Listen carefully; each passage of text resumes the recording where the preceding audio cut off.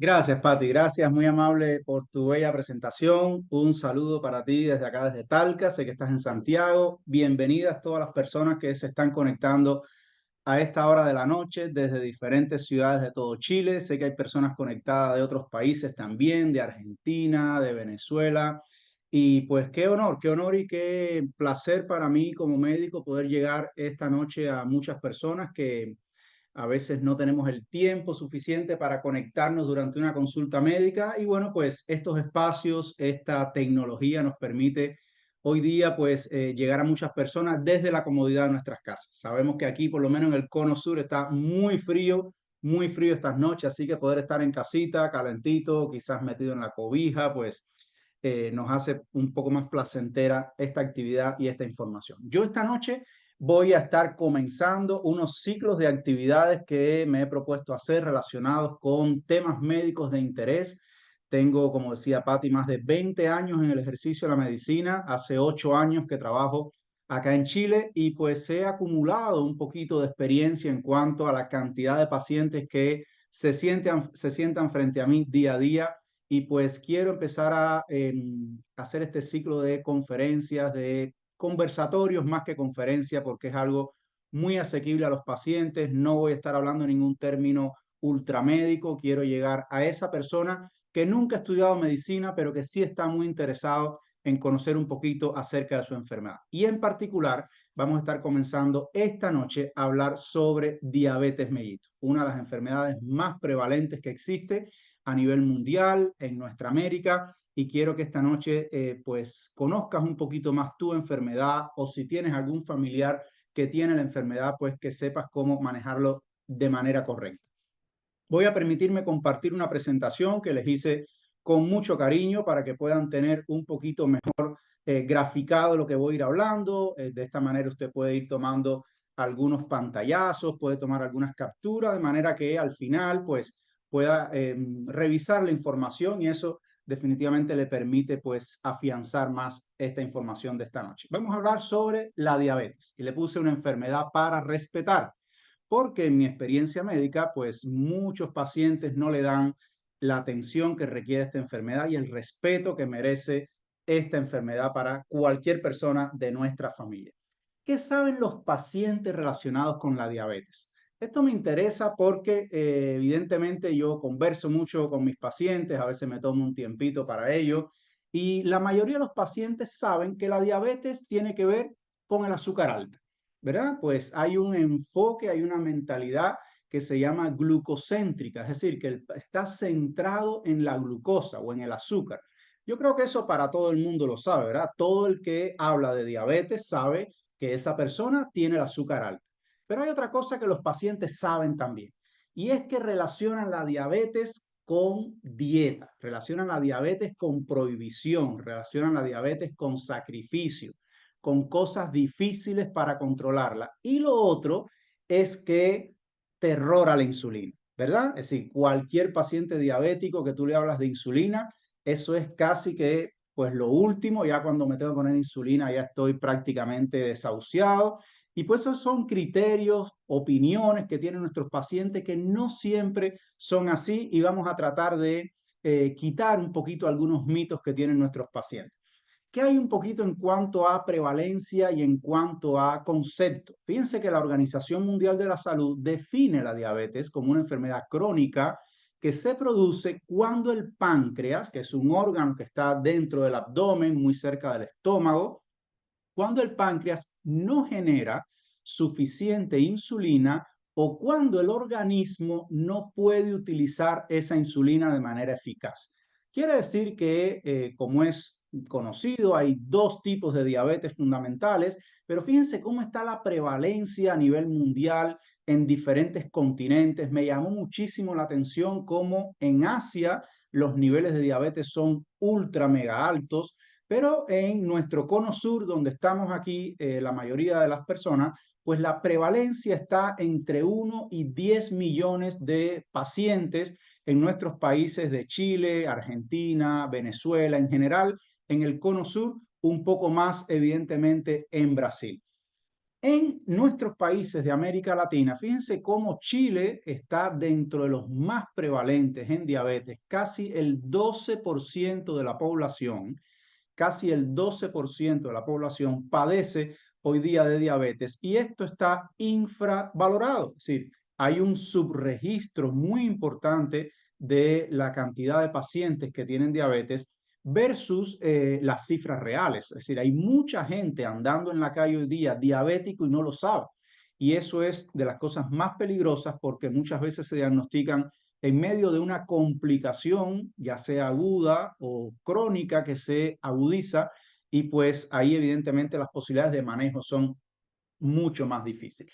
Esto es un esquema muy simple. Para cualquier persona lo puede entender. La mayoría sabemos que hay dos tipos de diabetes, aunque está también la diabetes gestacional y de eso vamos a hablar en otra ocasión porque vamos a hacer una charla dedicada a la mujer embarazada más adelante. Pero hay dos tipos claves de diabetes. Fíjense, la primera imagen está relacionada con un páncreas o un funcionamiento normal, en el cual el páncreas, que es ese tejido amarillo que ven al medio, produce insulina en respuesta a un alimento que comemos. Es decir, normalmente la insulina no se produce de manera habitual, se libera por pic durante el día en dependencia de los alimentos que ingerimos. Es decir, hay alimentos que disparan la insulina y hay otros alimentos que no elevan la insulina. Y eso es fundamental que lo entendamos y lo vamos a ver un poquito más adelante. Porque cuando usted come alimentos que elevan la insulina se produce por el páncreas, va al intestino, actúa a nivel del intestino y lo que hace esa insulina es llegar a un receptor que está en la célula. Ese receptor lo que hace es permitir que el azúcar en sangre entre a la célula. Y allí baja el azúcar en sangre y evita que se eleve el azúcar en sangre. En la diabetes mellitus tipo 1, que vamos a ver un poquito más adelante algo sobre eso, es menos frecuente, gracias a Dios, porque tiende a ser más grave, porque ese paciente no produce insulina. Ese paciente, la célula del páncreas que produce insulina se murió, se eliminó totalmente, por tanto ese paciente no produce nada de insulina y es imposible entonces que el azúcar que esté en sangre pase dentro de la célula y por tanto se eleva el azúcar en sangre. Por eso ese paciente, cuando usted le determine el azúcar, puede tener niveles de azúcar incluso por encima de 400, 500, 600, muy alta y por tanto eso condiciona complicaciones. Y la diabetes tipo 2, que es la más prevalente, pues hay un trastorno en el receptor de la célula. Ese páncreas produce insulina, casi siempre en menor cantidad, pero produce insulina. Lo que pasa es que la insulina no tiene acción en el receptor. Hay un bloqueo en el receptor y por tanto el azúcar tampoco entra a la célula. Se mantiene en sangre y se empieza a elevar el valor de azúcar en sangre. Eso de manera muy resumida y muy simple tiene que ver con la fisiopatología, así se llama, de cómo ocurre la diabetes, cómo funciona en un paciente normal, en la diabetes tipo 1 y en la diabetes tipo 2. Ahora, esto es fundamental porque es la identificación de los síntomas, la sospecha. Cuando yo empiezo a sospechar que pudiera tener diabetes, cuando yo puedo sospechar que mi mamá o mi hermano o mi tío pueden tener diabetes y puedo inducirle a que puedan acudir a un médico. Uno, empiezan a orinar más de la cuenta. Ojo con ese dato.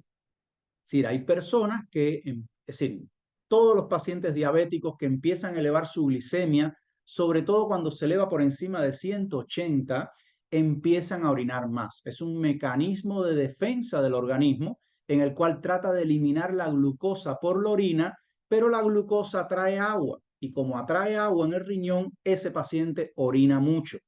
Se para más de la cuenta orinar en la noche, durante el día orina más que lo normal. Además, puede empezar a tener hormigueo o adormecimiento en las manos y en los pies. Es muy frecuente ese hormigueo y eso ocurre porque la glucosa es un tóxico sobre los nervios periféricos. Y como hace toxicidad en los nervios periféricos, empieza a dar manifestaciones sensitivas. La fatiga o el cansancio fácil. Ese es un paciente que antes era más activo, se levantaba con toda la energía, pero ahora está más cansado, no puede hacer las actividades habituales, hay un agotamiento físico importante. Visión borrosa. Eso es un síntoma típico de la diabetes descompensada en los inicios, porque el cristalino, que es una estructura dentro del ojo, se abomba cuando hay mucha azúcar en sangre también. Aumento de la sed. Es un paciente que está tomando más agua de la cuenta. Recuerden que está orinando mucho, por tanto ese paciente se deshidrata, activa el mecanismo de la sed y ese paciente está tomando mucha más agua que lo que tomaba anteriormente. Aumento del apetito. Come más. Es un paciente que tiene mucha avidez por el alimento en este momento. Sin embargo, pierde peso y esa combinación es clave en la diabetes, porque normalmente la mayoría de las personas que tienen ansiedad por comer, pues tú notas que aumentan de peso. Son pacientes que comen más, pero van al médico porque dicen, doctor, he aumentado 10 kilos de peso en los últimos meses. Come más y aumenta de peso. El diabético come más y baja de peso. Y eso es un síntoma muy típico de la diabetes y de otra enfermedad que es el hipertiroidismo, pero no nos vamos a meter ahí ahora, pero de la diabetes que es lo más frecuente. Y lo que mucha gente habla son las úlceras o las heridas que no cicatrizan. Eso es real también, hay un trastorno en la cicatrización y la reparación de tejidos, lo cual hace que ese paciente se ponga en alerta para sospechar que puede estar teniendo una diabetes mellitus. Con esos síntomas, ¿cómo hacemos el diagnóstico? Sencillo. Le estoy poniendo láminas sencillas que tienen un basamento médico, pero que cualquier persona que esté conectada aquí sin información médica lo puede entender. Una persona normal que no tiene ningún trastorno en el metabolismo del azúcar debería amanecer mañana con una glicemia menor a 100.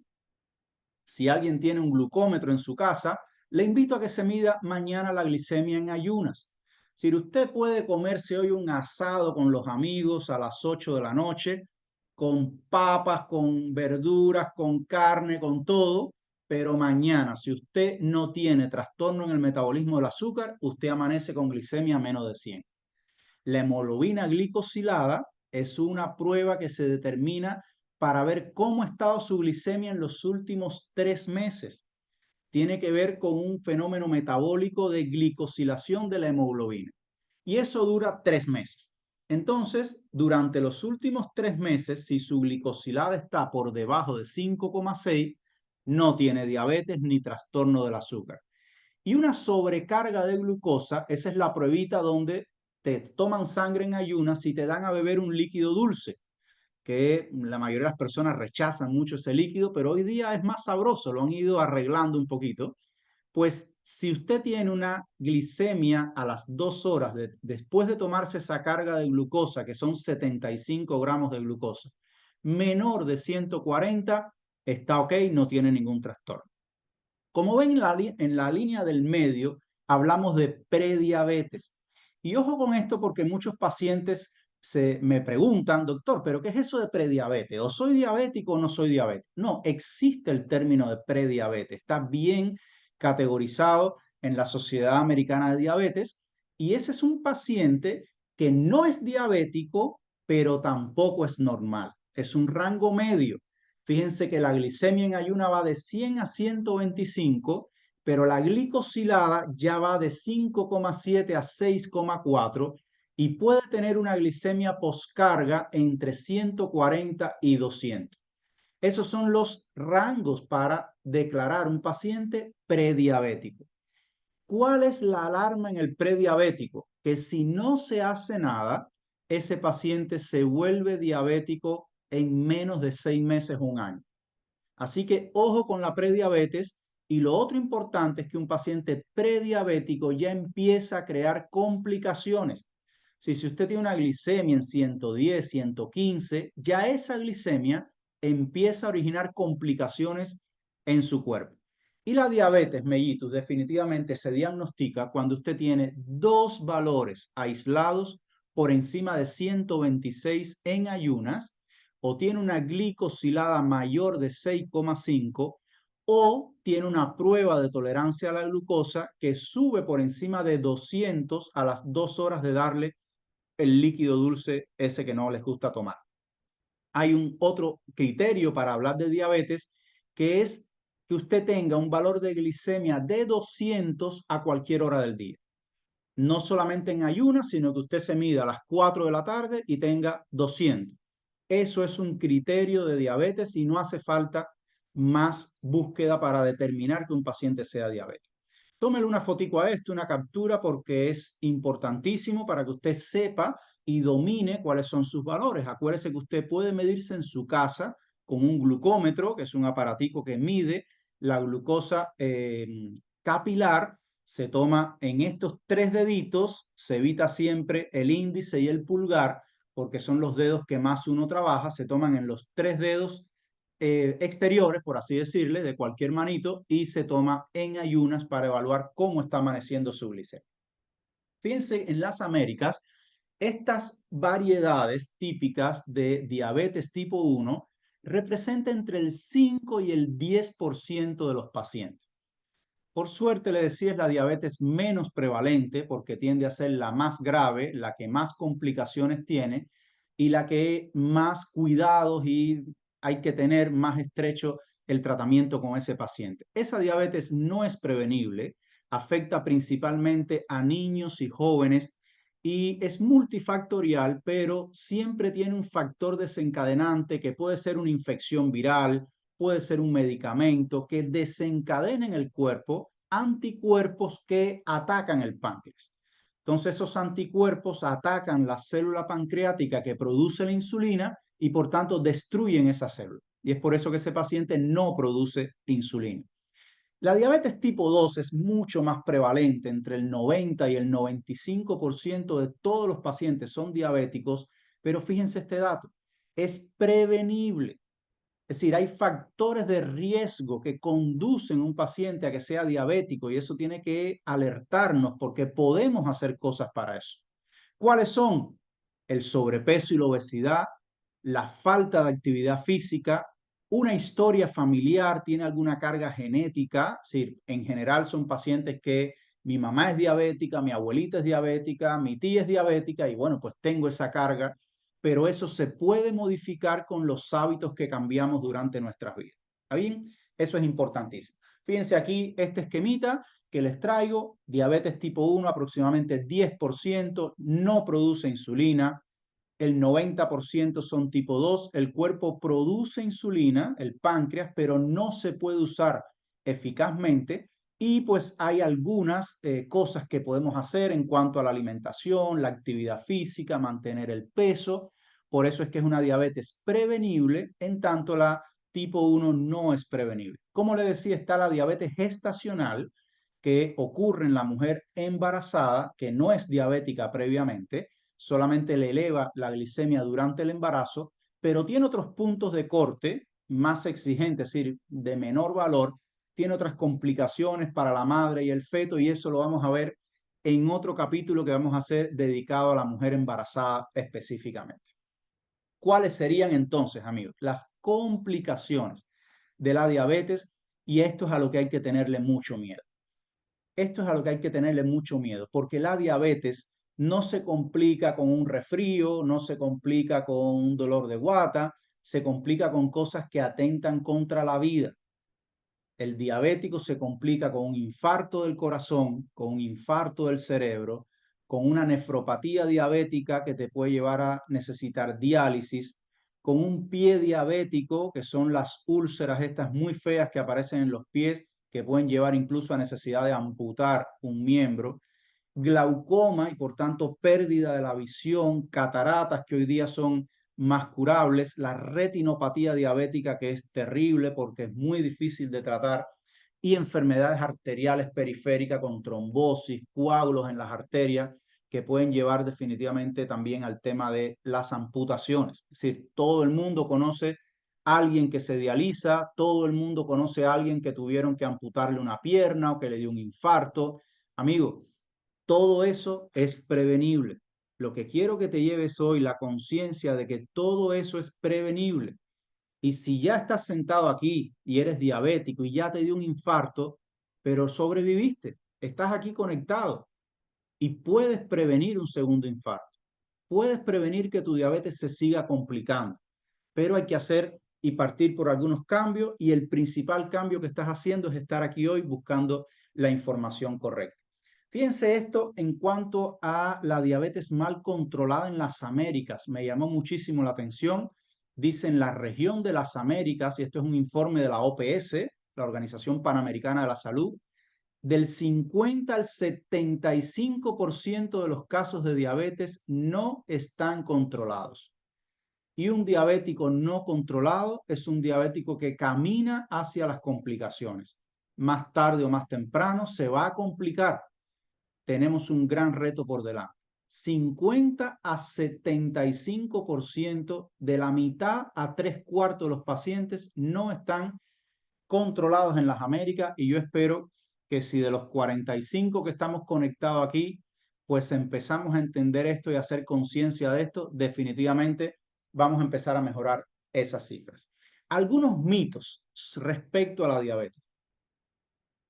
Le hablé al principio de lo que pensaban nuestros pacientes, pero quiero traerle algunos otros mitos y me gustaría si me ayudan por el chat, y tienen un chat ahí disponible donde pueden escribir, para que me digan si alguno ha pensado estas cosas también. Punto número 1, la insulina es mala. Tengo pacientes que me dicen, fulano de tal empezó a usar insulina y se quedó ciego, el otro que yo conozco empezó a usar insulina y le cortaron una pierna. No, cuando ya es insulina es que estoy desahuciado. Mitos que no son reales. Las frutas son buenas y esto va a levantar ronchas porque pues incluso a veces médicos, nutricionistas indican que se coman frutas, pero sí tienen vitaminas y minerales, pero las frutas tienen fructuosa. Por tanto, hay que comerlas con mucha moderación. El paciente diabético, hay que ver qué frutas puede comer y qué cantidad puede comer. Así que ojo con eso.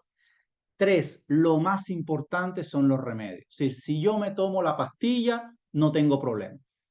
Ya yo tengo mi tratamiento que me pusieron en el consultorio, así que voy para adelante con todo porque ya con eso estoy controlado.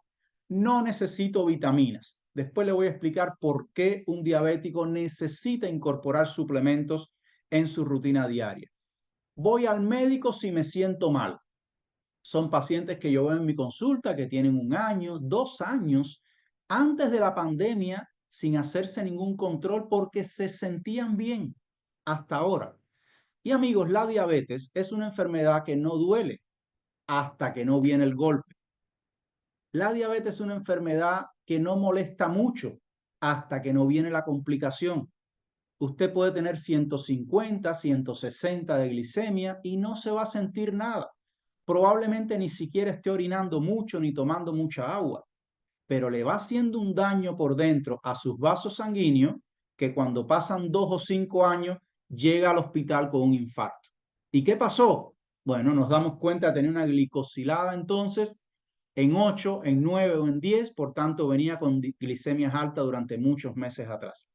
Yo como sano, y cuando empiezas a averiguar qué cosa es lo sano, pues te das cuenta que ese paciente come porotos, se come 2 panes al día, come mucha fruta, en fin, pues empieza a creerse que está comiendo sano cuando son alimentos que disparan la glicemia y por tanto exigen al páncreas producir más insulina, el cual no funciona de manera correcta.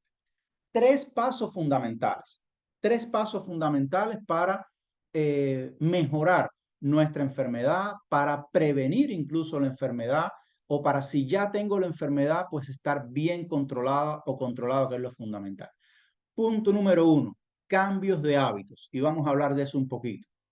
Cambios de hábitos. Los hábitos en salud que tenemos hoy día son los que nos han llevado al estado de salud que tengo hoy. Si yo quiero cambiar mis resultados en mi salud, necesito obligatoriamente cambiar los hábitos. No podemos pensar que vamos a mantener los mismos resultados manteniendo los mismos hábitos. Bien, eso es importantísimo, lo tengamos presente. Suplementos de origen orgánico.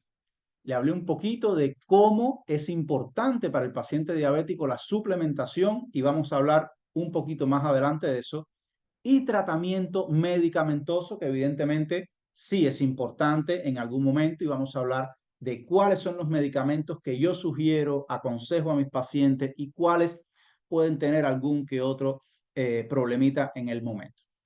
Algunos aspectos sencillos que dependen de ti, de mí en este caso, pero quiero dirigirlo a ti que estás sentado en tu silla en este momento. Son aspectos sencillos. Punto número 1. Lo que usted ve que el doctor Suárez está tomando mientras da la conferencia. Agua. Nuestro cuerpo está compuesto en un 70% por agua. No es por bebida, no es por jugo, es por agua.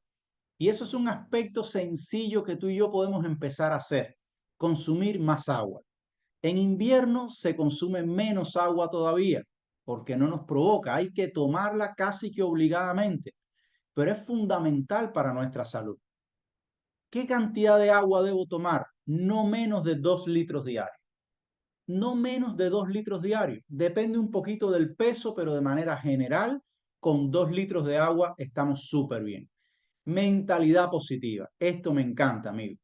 Esto me encanta porque no se puede combatir una enfermedad desde la negatividad mental. Y es importantísimo que empecemos a entender que tenemos que pensar más en positivo. Tenemos que pensar que sí podemos lograr las metas, que sí podemos mejorar nuestra salud, que sí podemos evitar complicaciones y que si ya hemos tenido alguna complicación, podemos prevenir que eso se vuelva a repetir. Punto número 3, el cambio alimentario.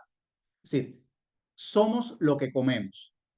Definitivamente somos lo que comemos. Por tanto, si nosotros hoy día tenemos un resultado en salud, probablemente es porque hemos venido comiendo cosas que no son lo más saludable posible. Y usted ve ahí en ese fotico de alimentos qué cantidad de alimentos saludables existen ahí.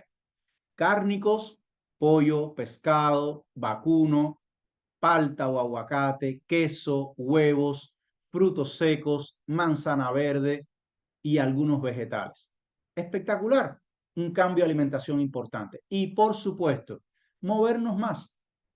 Es decir, no hacemos nada con quedarnos quietos, no hacemos nada con la inmovilidad, con el sedentarismo. Eso nos apoya precisamente a que no podamos mejorar más. El ejercicio mejora la sensibilidad de los receptores que le hablé a la insulina. Cuando usted hace ejercicio físico, el receptor mejora su calidad y por tanto acepta más la insulina para que la glicemia pueda entrar, el azúcar pueda entrar a las células. El ejercicio mejora la masa muscular, mejora la autoestima, disminuye la depresión, mejora el sueño. Un montón de beneficios que tiene el ejercicio físico. No tengo tiempo para hacer ejercicio. Siempre hay momentos. Siempre hay momentos, lo que pasa es que no lo tenemos dentro de la prioridad de nuestra vida.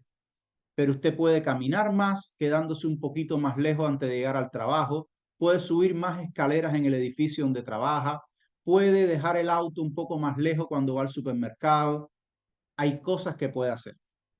Puede llegar de su casa y caminar 15 minutos, sacar a pasear al perrito, no sé, pero definitivamente hay más cosas que puede hacer para que usted tenga una salud mejor. Si su salud lo requiere, vale la pena. Definitivamente vale la pena. Y vamos a hablar de algunas estrategias alimentarias que son fundamentales. Primero que todo, porque quiero que entiendas algo. No quiero que te lleves la idea de que hay que hacer dieta. ¿Por qué? Porque dieta viene de la mano de sacrificio. Dieta viene de la mano de un esfuerzo, ¿verdad? De dejar lo que es rico y entonces empezar a comer cosas que son fome, como dicen en Chile, o que son desagradables. No, si es importante te des cuenta que es un cambio de hábito alimentario. Hay personas que comen comidas diferentes, que comen comidas más sanas y no lo consideran una dieta, sino que es su hábito diario. Eso no quiere decir que un día no me pueda comer un pedacito de torta o que un día no pueda comerme un chocolate. No, no, para nada. Por eso el diabético bien controlado puede comer de todo. El tema es la cantidad y la frecuencia de lo que come. ¿Qué significa low carb? Bajo en carbohidratos. el principal elemento que dispara la insulina son los carbohidratos, las harinas simples. El pan, los tallarines, el arroz, las churrascas, las empanadas, las torticas, los queques, todo lo que sea derivado de harina de trigo es un estimulante tremendo para que el páncreas libere insulina. Si es un diabético tipo 1, no tiene de dónde sacar insulina y le va a elevar la glicemia. Si es un diabético tipo 2 y tiene una resistencia alta en los receptores, aunque va a liberar mucha insulina, no va a meter el azúcar a la célula y por tanto hay hiperglicemia. El otro elemento que dispara la insulina es el azúcar. Y aquí sí tenemos que evitar ser, pues, condescendientes, porque amigos, no hay un solo beneficio que se haya encontrado al azúcar en la salud del cuerpo humano. No hay un solo estudio que haya dicho tomar 2 cucharaditas de azúcar con el té prolonga la vida. Eso no existe ni existirá. Es un elemento dañino para nuestro cuerpo. Por tanto, tenemos que ir poco a poco pues acostumbrando nuestro paladar a consumir los alimentos sin azúcar agregada. Si usted se va a tomar un té, disfrute el sabor del té. Si se va a tomar un mate, disfrute el sabor del mate. El café tiene un aroma y un sabor espectacular. Disfrute ese sabor. Si usted hoy le pone 3 o 4 cucharaditas, pues mañana empieza a ponerle 2. Y a los 3 o 4 días le va a poner una. Y a los 3 o 4 días le pone media. Y el paladar se adapta. Definitivamente el paladar es lo más adaptable que hay a los sabores. Si usted empieza a comer los alimentos sin azúcar, su paladar se va a adaptar a comer sin azúcar. Y eso es fundamental para el control de su diabetes. Y por último, estas estrategias de ayuno intermitente. Ojo que son muy efectivas, no quiero meterme muy profundo en esto, pero si usted hace 2 días a la semana un ayuno de entre 14 y 15 horas, el beneficio que tiene para su salud es impresionante. Eso significa, no es tan complicado, no es tan complicado. A veces lo vemos más complicado de lo que es. Eso significa que usted come su último alimento, por ejemplo, a las 7 de la noche. 7 de la noche, su próxima comida va a ser mañana alrededor de las 12 del mediodía. Usted se va a parar a las 7, las 8 de la mañana, ya ahí tiene 12, 13 horas, pues 2 o 3 horitas más para que haga su primera comida. Pero no rompa ese ayuno con pan, marraquetas, mermeladas, frutas y té y café con azúcar, porque entonces no hizo nada. Tiene que romper ese ayuno con proteínas, con palta, con queso, con huevos, y definitivamente el efecto que hace en su cuerpo de disminuir el glucógeno, que es el azúcar acumulada, es maravilloso para su salud. 2 veces por semana, se lo propone, lunes y jueves puede ser, martes y viernes, no sé, el sábado, quizás el sábado se levanta más tarde y aprovecha para que el ayuno pueda hacerlo durante el sueño, pues buenísimo también. Durante ese tiempo puede tomar líquidos, si puede tomar tecito, puede tomar agüita de hierba, puede tomar mate, incluso hasta un consomé, una sopita con el líquido nada más, con pollo o con carne, pero solamente el líquido. Eso lo puede tomar durante el ayuno y es una estrategia espectacular para disminuir la resistencia a la insulina y eliminar el glucógeno que tiene acumulado en el hígado o en los músculos. Ahora vamos a hablar un poquito de por qué los suplementos. ¿Por qué yo recomiendo el tema de la suplementación? Hay algunas causas médicas que justifican esto. Primero, los diabéticos tienen mayor predisposición a infecciones por inmunosupresión. Es decir, coloquialmente tienen las defensas bajas. El diabético normalmente tiene infecciones más frecuentes e incluso infecciones que no tienen los pacientes que no son diabéticos. Por ejemplo, es muy frecuente las infecciones de orina, del riñón, las pielonefritis o las cistitis, muy frecuentes en las mujeres también. Es sumamente frecuente porque las defensas, el sistema inmune en el paciente diabético están más bajitas. Hay predisposición a neuropatías, es decir, afectación del nervio. Les recuerdo que le había dicho de que la glucosa es un tóxico para el nervio, pero además hay una deficiencia de vitamina B12. Todos los diabéticos, el 90% de los diabéticos consumen una pastilla que se la dan en el poli, que se llama metformina. una pastilla grandota que pega en el estómago, produce colitis, tiene sus efectos. Es buen medicamento, pero tiene sus efectos adversos también. Muchas veces se usa dosis altas por encima de 2 gramos, es decir, 2000 miligramos al día, y la metformina impide la absorción de vitamina B12 en el intestino. Otro factor es el mayor riesgo de enfermedades del corazón. Es decir, hay una relación directa entre diabetes y enfermedades cardíacas. Por tanto, es un paciente con mayor predisposición a sufrir de infartos y problemas cardíacos. Deficiencia en la cicatrización y reparación de heridas. Ya lo habíamos hablado también. Es mucho más frecuente estas heridas que no sanan bien, que tienden a infectarse, etc. Mayor desgaste del cuerpo y pérdida de masa muscular. Cuando no se utiliza bien el azúcar, el cuerpo utiliza el músculo para liberar energía. Y al utilizar el músculo para liberar energía, ese paciente pierde masa muscular. Y por último, hay una hiperglicemia, es decir, el azúcar alta está asociado al consumo de carbohidratos y azúcares. A pesar de que, pues, sugerimos a nuestros pacientes esta alimentación muy baja en carbohidratos y sin azúcares, no siempre se logra, no siempre el paciente logra este objetivo por muchos factores y bueno, eso conduce evidentemente a hiperglicemia. Los suplementos nos van a ayudar a combatir esta situación y vamos a hablar de algunos que son los más típicos que yo recomiendo en mis pacientes diabéticos. Punto número 1, vitamina C+. El C+ es un concentrado de vitamina C derivado de las cerezas verdes. Es totalmente orgánico, son cerezas sembradas en granjas orgánicas, tiene una liberación gradual durante el día y miren los beneficios. Potencia el sistema inmune para combatir infecciones. Es fundamental para la cicatrización de heridas y recuperación después de quemaduras, por ejemplo.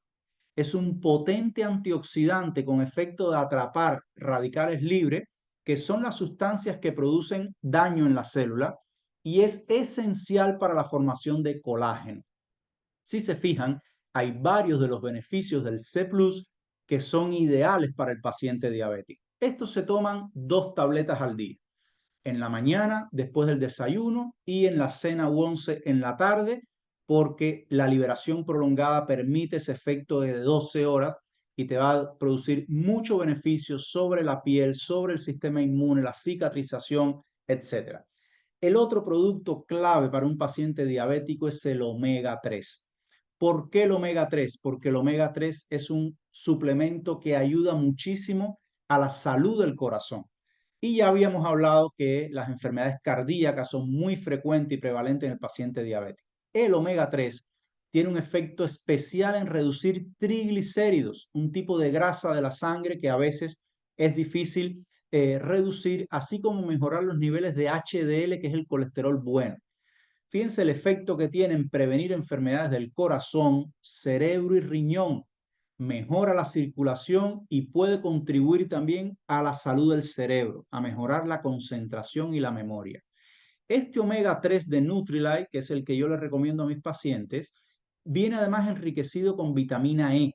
Por tanto, hay una combinación de potente antioxidante con el omega 3. No produce sabor a pescado. Quien haya consumido omega 3 sabe que la mayoría dejan un aliento a pescado muy desagradable y no tiene metales pesados. Es muy importante, es un omega 3 muy puro que no tiene metales pesados. Ahí le podemos mandar después incluso hasta unos videitos que hacemos de demostración con este omega 3 por la calidad que tiene. Una cápsula pequeñita, muy fácil de tragar también. Lo otro importante es consumir un suplemento de proteínas. La proteína, en este caso, la proteína de Nutrilite es una proteína de origen vegetal. Por tanto, no contiene lactosa, no contiene grasa, no contiene carbohidratos ni azúcares. Y es esencial para la formación de músculo. Recuerden que pues, la diabetes es una enfermedad que consume los músculos y esto te ayuda a prevenir esa sarcopenia, que es como se llama. Mejora además los niveles de inmunoglobulinas, el funcionamiento de las hormonas y el transporte de sustancias en la sangre. Esta vitamina B+, amigos, ojo con ella, porque todo paciente diabético debería consumir vitaminas del complejo B por dos motivos. Primero, por el consumo de metformina, como le dije, reducía la absorción de vitamina B a nivel del intestino. Y segundo, porque las neuropatías son ultra frecuentes en los diabéticos y la vitamina B mejora mucho el tejido nervioso periférico. Esta vitamina B plus de Nutrilite además tiene el plus de que tiene las 8 vitaminas del complejo B. No es solamente B1, B6 y B12, sino que hay 8 vitaminas del complejo B. Y miren la cantidad de beneficios. Está implicado en la reparación del tejido nervioso y del ADN. Cuando se daña el ADN de las células que vienen las enfermedades cancerígenas. Está implicado en la salud del corazón por la tiamina, la salud de la piel y el cabello por la biotina, la formación de hemoglobina por la vitamina B12, entre otros beneficios. Esto es una capsulita pequeñísima y tiene 90 pastillas, es decir, de manera preventiva le rinde hasta 3 meses este suplemento. Y por último, está esta magia en nuestro bolsillo que es el Zero Carb. Como dice su nombre, Zero Carb es porque este suplemento inhibe la absorción de carbohidratos. A nivel del intestino, el carbohidrato necesita digerirse, por así llamarse, y necesita de eso de unas enzimas, que es la alfa-amilasa y la alfa-glucosidasa. Este Zero Carb inhibe estas enzimas y por tanto el carbohidrato no se puede absorber bien. Disminuye entonces la cantidad de calorías que aportan los carbohidratos y es útil en programas de control de peso y en diabéticos. Fíjense ahí, dice que es ideal para personas que quieran disminuir la absorción de calorías, prediabéticos, diabéticos, resistentes a la insulina y cualquier persona que quiera mantener su peso sin abandonar ciertas comidas. Recuerden que le hablé de la recomendación ideal es evitar los carbohidratos y los azúcares, pero no se logra siempre. O un día quiero comerme una pizza, un día quiero comerme una hamburguesa, pues usted tiene Zero Carb en su cartera y se toma 2 tabletas de Zero Carb antes de esa comida con carbohidratos y le inhibe hasta 500 calorías de absorción de carbohidratos. Por tanto, ese pack de suplementos o empezar de a poco, pero ir teniendo eso en su arsenal de tratamiento es fundamental para que su diabetes vaya mejor. Y por último, y ya casi para terminar, pues vamos a hablar someramente de los medicamentos, ¿verdad? De las pastillas, pues la insulina, el arsenal terapéutico que hay hoy día disponible para nuestros pacientes diabéticos. Hay que tener en cuenta una cosa. Una cosa es el tratamiento que está disponible hoy día para cualquier persona en los poli, en la atención primaria, que son medicamentos en general que no son tan nuevos, algunos de ellos que ya incluso no se recomiendan mucho, como la glibenclamida, una pastilla que no es de mucho beneficio para el diabético, hoy día se sabe, tiene más problemas que beneficios. La metformina, que es un medicamento de primera línea, eso no hay discusión, pero muchas veces la que dan en el consultorio no es de la mejor calidad y produce muchos trastornos digestivos. Y las insulinas que hay en los consultorios, pues son insulinas también un poco más antiguas, con inyecciones, con jeringas, a los cuales los pacientes rechazan. Ahora, los nuevos tratamientos que hay para la diabetes no tienen un enfoque solo en la glucosa. Esto es de lo más importante que hay. Porque el objetivo del tratamiento del diabético no va solamente dirigido al enfoque en el azúcar. Los nuevos tratamientos van dirigidos a evitar el daño renal y cardíaco. Y usted tiene que hacer lo posible porque si va a tomar tratamiento, llegue a tratamientos que tengan un efecto de prevenir alteraciones del riñón y del corazón, porque son de los 2 órganos que más fallecen los pacientes diabéticos, de problemas cardíacos y de problemas renales. Por tanto, el enfoque más allá de la glucosa tiene que ir hacia el riñón y el corazón. El uso de análogos de insulina. Esa insulina temida, esa insulina que le tengo mucho miedo, las jeringas, las inyecciones, hoy día eso se eliminó con unos tipos de lapiceros Un lapicero que tiene una agujita pequeñita en la punta, se le coloca a los niños que son diabéticos tipo 1 dormidos y no se despiertan. Por tanto, hoy día no se habla de inyección, sino de aplicación. Y eso es fundamental porque humanizó mucho el tratamiento de los pacientes diabéticos. Hay medicamentos que son inhibidores de receptores a nivel del riñón y medicamentos que actúan a nivel del intestino. Estos son medicamentos relativamente nuevos, no es que sean de hace 1 ni 2 años, ya tienen unos 5 o 10 años en el mercado, sumamente probados con estudios muy buenos, estudios muy potentes que tienen beneficios, como le digo, no solo en el control de la glicemia, sino en el control y la prevención de la afectación renal y cardiovascular. En mi consulta en particular, yo trato de recomendar estos medicamentos. Hay algunas farmacias que tienen beneficios adicionales, descuentos hasta de 50%. No los regalan, como regalan lo que dan en el consultorio, pero a veces los regalados sale caro. Y a veces vale la pena invertir más en mi salud que tomar algo que sea regalado y que no me haga bien para mi salud. Por lo menos ese es mi criterio y es lo que le transmito a mis pacientes. Prefiero ver un paciente bien controlado, aunque tenga 25,000 pesos menos en su cuenta bancaria, que un paciente descontrolado, pues con un poquito más de dinero que al final no le sirve para nada. Por último, prácticamente ya para terminar, quiero dejarle claro de que el diabético tiene malas compañías. Y no solamente el enfoque es en el azúcar y en la diabetes, sino hay que tener presente estos 4 aspectos. Es decir, son muy malas compañías para el azúcar alta. Uno, la hipertensión arterial. Es decir, tener azúcar alta y presión alta son malas combinaciones, multiplican el riesgo cardiovascular. Si además esa persona fuma, triplica el riesgo cardiovascular. Lo que hace el cigarro a nivel de las arterias es fatal. Si esa persona tiene colesterol y triglicéridos altos, atentos porque eso magnifica muchísimo el riesgo. Y si esa persona es obesa, pues definitivamente hace que todos estos condimentos sean fatales para su enfermedad. Así que no solamente tratamos al paciente diabético desde el punto de vista del azúcar, sino que tratamos que ese paciente tenga el colesterol malo, bajito, tenga los triglicéridos bajitos, no fume o fume lo menos posible, tenga sus niveles de presión controlada y logre bajar de peso en el transcurso del tratamiento. Que cada mes, mes a mes, vaya bajando progresivamente.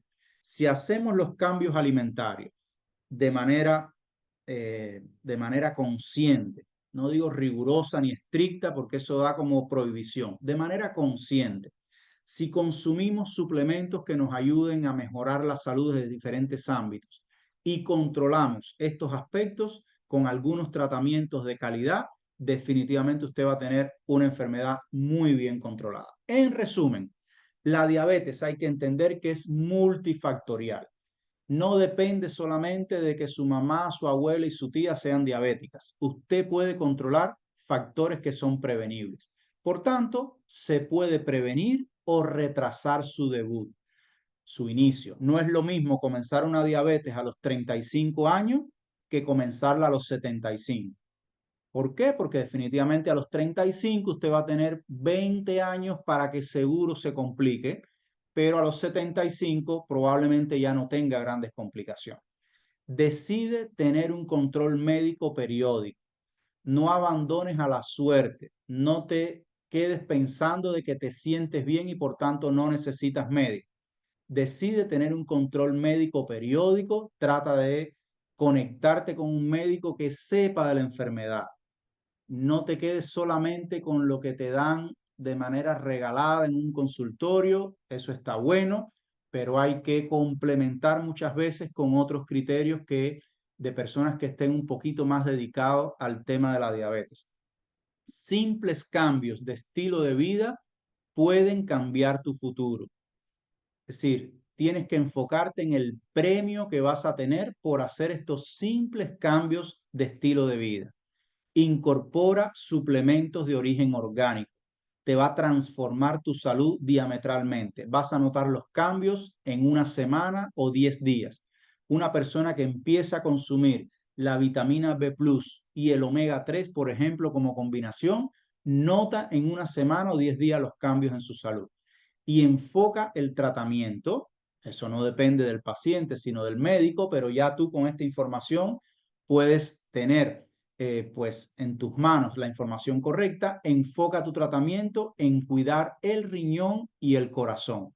No solamente el azúcar, sino medicamentos que además te permitan cuidar tu riñón y tu corazón. Amigos, esto era lo que yo quería compartirles esta noche. Espero que mi lenguaje haya podido ser claro, que haya podido llegar a la mayor cantidad de las personas que estamos aquí conectadas esta noche, que pues hayas aprendido algo nuevo, que te lleves algo nuevo esta noche y que sobre todo a partir de mañana comencemos a aplicar.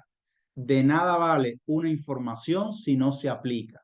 Lo único que tiene sentido es cuando una información la llevamos a la acción. Así que los invito a que podamos tener a partir de mañana esta acción en sus manos.